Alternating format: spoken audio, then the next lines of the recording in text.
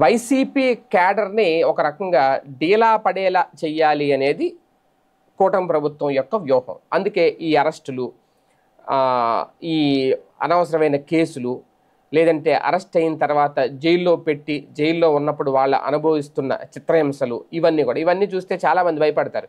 రేపొద్దున మళ్ళీ మన మీద కేసులు పెడితే ఇదే పరిస్థితి ఏమో, వీళ్ళ పరిస్థితి ఇలాగుంది, పీటీ వారెంట్ల మీద మళ్ళీ లోపలేస్తున్నారు, కనీసం బెయిల్ కూడా రావట్లేదు, ఇలాగ ఖచ్చితంగా అది చూస్తే చాలామంది భయపడతారు, వెనక్కి తగ్గుతారు, క్యాడర్ కూడా నిరాశలోకి వెళ్ళిపోతారు, డీలా పడిపోతారు అనేది. కానీ కొంతమంది చెప్తున్న మాట ఏంటి అంటే, ఇప్పుడు మనం చూడండి, ఒక్కొక్క దెబ్బ తిని మన శరీరం ఇంకా రాటు తేలిపోద్ది, దెబ్బలు కొట్టి అలాగే బరువులు మోసి చాలామంది చూడండి రాటు తేలిపోతారు, స్ట్రాంగ్ అయిపోతారు.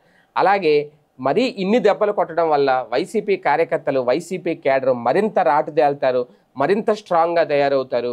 వైసీపీ క్యాడర్ని చాలా స్ట్రాంగ్గా తయారు చేసి రేపు 2029 ఎన్నికలకి జగన్కి గిఫ్ట్గా ఇస్తుంది ఈ కూటమి ప్రభుత్వం ఈ నిర్ణయాలు తీసుకోవడం వల్ల అనేది కొంతమంది రాజకీయ విశ్లేషకులు చెప్తున్న మాట. ఇది ఎందుకు అంటే వాళ్ళల్లో ఒక ఉద్రేకం వస్తుంది, ఒక భావోద్వేగం వస్తుంది.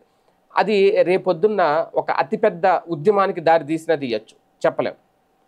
ఎప్పుడు కూడా ఒక మనిషిలో ఎప్పుడు మనిషి హార్డ్గా రాటుదేలిపోయి బలంగా స్ట్రాంగ్గా తయారవుతాడు అంటే అతని తిన్న దెబ్బల అనుభవం, అందులోంచి నేర్చుకున్న పాఠం వల్ల ఏమవుతాడంటే ఇక ఏదో ఒకటి జరుగుద్ది, తాడో పేడో తేల్చేసుకుందాం అన్నట్టుగా ప్రిపేర్ అయిపోతాడు. ఇప్పుడు వైసీపీ క్యాడర్ కూడా అలాగే ఈ జరుగుతున్న ఈ అరెస్టులు కానీ, వాళ్ళు జైల్లో ఉండి పడుతున్న చిత్రహింసలు కానీ, అనుభవిస్తున్న బాధలు కానీ, మానసిక వేదనలు కానీ, ఇవన్నీ చూస్తూ ఉంటే వైసీపీ కార్యకర్తలు రాటు తేలిపోతున్నారట.